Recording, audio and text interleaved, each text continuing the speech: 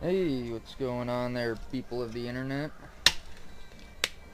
Keep getting requests for plans for my short tail mud motor, measurements and how to build it and whatnot. So I figured I'd just show you some measurements on it here. I got 6 inches wide on the chain case, about 3 deep.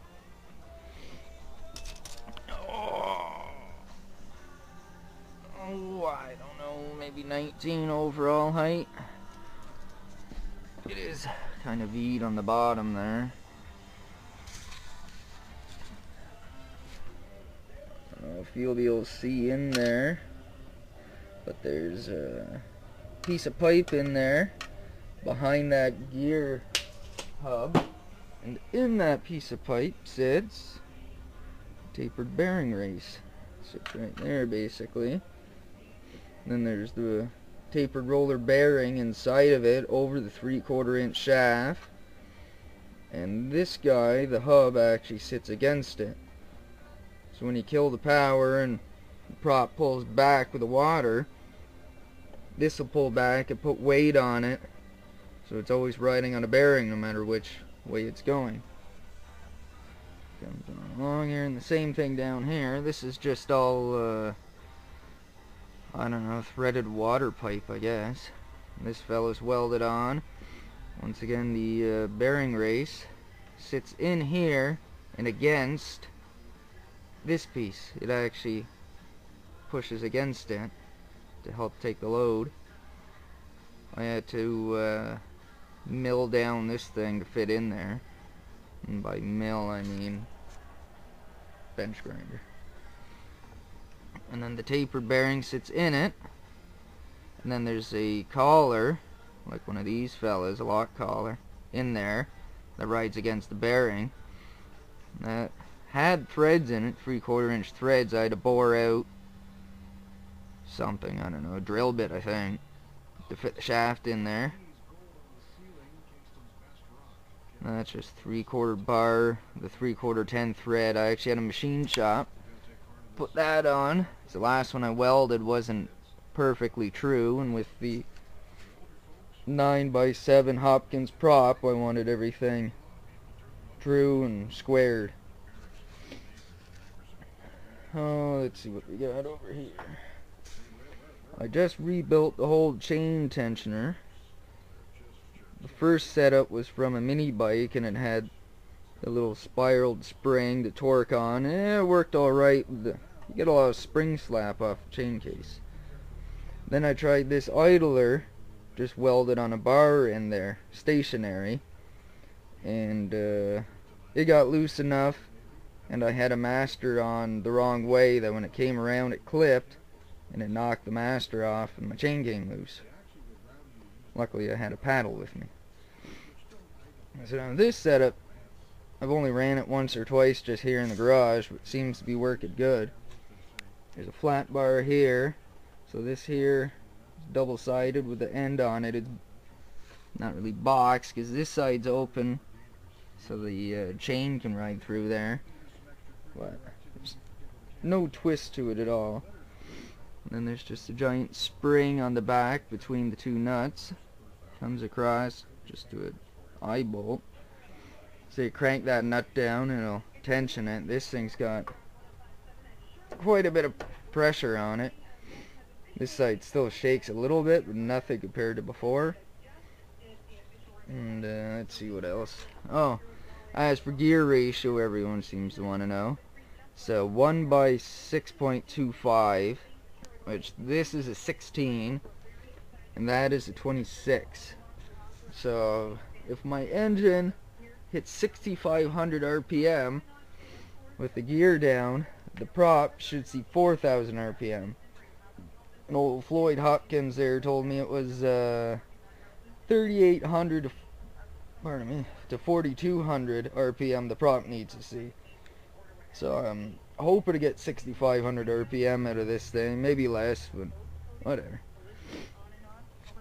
And as for the mount, that's 2 pieces of angle here welded down the center. That's old bed rail. And this whole thing was actually built out of this little piece here. Was everything's 1/8 inch wall, but this was 1 inch. This was 2 inch, and this one that runs up here was 3 inch, all flat bar. I basically figured out the shape, cut every piece individually, and welded 2 of them together. You can somewhat see the seam up here and a little seam there. Seeing I don't have a plasma cutter, that was the best way to get the good shapes that I wanted. And there's a pivot here for the up and down. She's boxed here with the sides. That takes care of the up and down pivot. Oh, she's a little stiff. And then there's just more angled here, there, to keep the pipe out. Same thing up here, it holds that pipe out. The center piece is the same diameter as these bottom ones, and then there's just a bolt, big bolt from the mini bike actually runs up through there. And then the center one attaches to another piece of angle on the back of the chain case, and that takes care of the pivot. I probably could have used a bigger bolt, something that fit tighter in there, because it does have a bit of slop to it, but I figure that'll take up some of the engine vibration. Wasn't a mistake, it's engineered. Oh, let's see what's over this side here. We got the handle, which is 3/4, actually 1 inch pipe. Just bent it over the bench, comes down. She's bolted there. It's got the kill switch wire running through it. And a piece of fuel line or something just to keep the sharp edge off. Oh, let me go over here. The 1 inch, and then there's actually a 3/4 inch piece that slides in it. So it goes from 1 inch, there you can see it there. It's knocked down to 3/4 so I could fit the brake lever, the throttle, kill switch on it. And I got this Andy tack here. And this brake line. With the Predator engine, it came already with this set up here to run your throttle cable. And it actually had another one of these fellas in that hole, so you could run this way too to pull. And I've removed the governor on this monster. There's the old hole there. Walbro fuel pump. And the throttle setup is basically just one of the stock bars I just kind of bent. That's full throttle there on the curb. And you got about, well, yeah, you're almost all the way in. Doesn't take much to get it wide open. Little air filter there on the box, or on the valve cover. We got an NR Racing carb spacer pulse adapter. Pulse line comes out, goes up to the fuel pump, and that creates pressure. Dump the fuel into the curb. Inline filter, and I don't know, 10 feet of this damn stuff. There's my little tank. Everything else is from AGK on it. You got the 265 cam.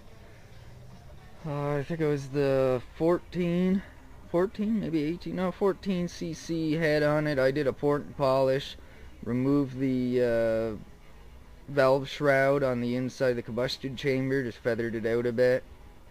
18-pound valve springs in it. The exhaust is just straight wide open, and then that's actually the center handle from one of those dolly push carts. cut it off, weld it to a flange, ground the inside all open so it's D port on the inside. It matches the exhaust port on the head. And then, yeah, the kill switch, there's where it comes out. The wires, it's just wired on, basically just wired to each side of the on-off switch. Never had time to solder it yet, I just taped it and zip tied it. What does it got here?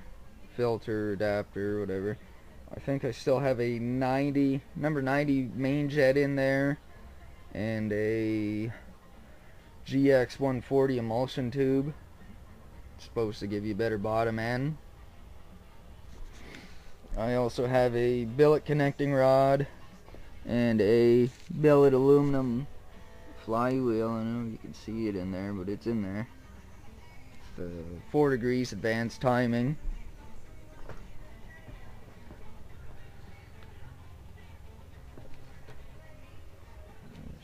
And that's basically all there is to it. Actually, I never gave you the length of the tube here from the face out to the end is roughly 2 feet. That nut there, the threads could go in or out. Overall length, I think we got just about 28. Let me open this one up a bit more. The shaft is about a ½ inch off the back wall, just enough room I fit my little fingers back in there. So I don't know, I'll just move this way so it looks like 30 inches. It's about 30 inches overall length.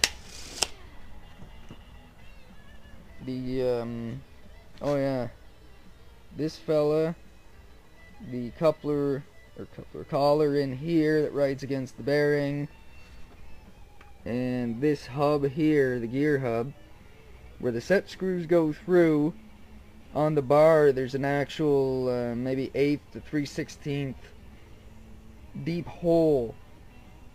It's on one of the first mud motors I made, well, the first one.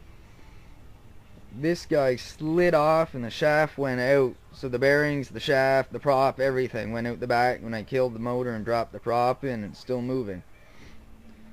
So now everything's, all the set screws are sunk right into the bars, so there's no chance that could happen. But just in case that it did happen, well, actually there's 2 set screws, the one that goes into the bar, and then there's the second one that I drove in behind that with blue Loctite on it, and then there's the other one that pushes on the keyway. There's a channel I dug into it with my grinder where the keyway sits, and in that channel there's an actual hole drilled from one side of the shaft right through the other, and there's just these cotter pins stuck in there. So both of those set screws back out. The the keyway set screw backs off, and somehow this guy unthreads itself, because for this collar to come out with the shaft, this has to be unthreaded and everything slid out. So just in case all that happens, there's still that cotter pin in there to save my prop from disappearing. Younger down here, there's not the prettiest. It's also covered in filings. I don't know, that's roughly 2 inches, 2 inches, 2 inches, and down.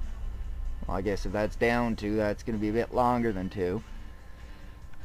Gusset, I never did gusset down here. I was going to. I'll show you some more of that. Here's the plate, the cover.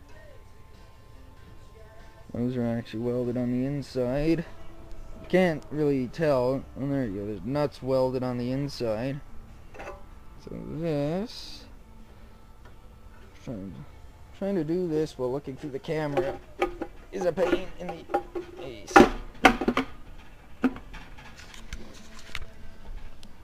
What is going on here? Oh, something like that. I gotta look inside. I might be binding up there a bit. So she just kind of sits, goes up.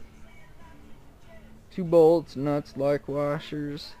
Then I got bolts with lock washers that sit down the outside of the chain case to hold that back on. There's actually a grease fitting here. It just kind of dumps it into the bottom of the case. It doesn't really get it on the bearing too well. But I'm more worried about the chain seizing up. And then, yeah, there's another one here. My bearings right here. I should actually sink one right up here as well. And I just pulled it all open there, and just from greasing with those 2 fittings from last season, it's still full of grease. She looks pretty good inside. That's about it. Oh yeah, trim. Oh, all that is an oversized, these 2-inch coupler nuts welded on there. I think I want 5/8. I've tried 3/8 and it was horrible. It actually bent from the pressure of a stock motor on it. There's just there's a nut on the end just to give it more surface area so it's not piercing into the case. I could put something on the end, a pivot or a roller, so it's always staying flat to the back of the chain case. Well, not the chain case, but it rests on this here surface here. But I don't really care. If it bends, it bends, whatever. I get a welder, I could fix it. I might actually just put a gear hub on there just so it's got a handle. It's a little nicer on the hands and threads. That's about it. I hope this video helps you out any. If you got any questions, just ask them. I'll try and get to you. I don't really check my YouTube messages too often. Well, yeah, and there's the boat. Kind of a mess. All 1/4-inch plywood, 1/2-inch ply for the front deck, the nose, the transom. This is actually quarter round pine baseboard trim from a house. There's 4 of them nailed on there, wrapped in fiberglass. It actually turned out kind of nice. And yeah, the measurements from my engine and my chain case and everything are for this boat. From the floor to the top of the motor mount, there's only 10 inches. If you're using a 15-inch transom, you're gonna have to make a taller chain case. And you can see I got a good, I think she kicks out 2 inches from there up to there. So it's already sitting at an angle, so I just barely have to tip the thing down and that prop's good in the water. That there could have been a little bit taller or sunk the floor down in a little bit to get the I just used C-clamps to put it on there. But that's about it. Anyone building one, good luck. They are fun and work well. Alright, been about 5 minutes since I did that last video. I gotta edit this in. There's what she looks like. I think I had the case on in that first bit. Because of this new tensioner I just put in, it sits right up behind that bolt hole there. So I ended up having to just, there she is, notch that out. I got 5 bolts holding this on now. Whatever. I'll shave the one head down and just tack it on there from the inside so it looks like it's there and fills the hole in. No, I threw a clamp on it. That's how it mounts to the transom. That's part of them here. And it just C-clamps on. Clamps down back there. I'll fire it up here. So.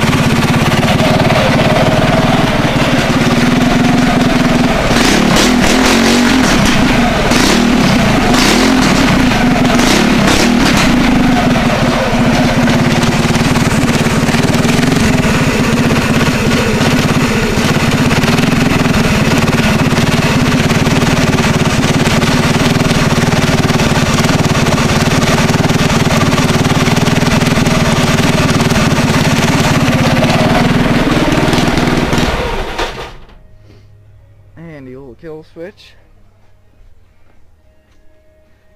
I'll try and get a video of it here in the water running.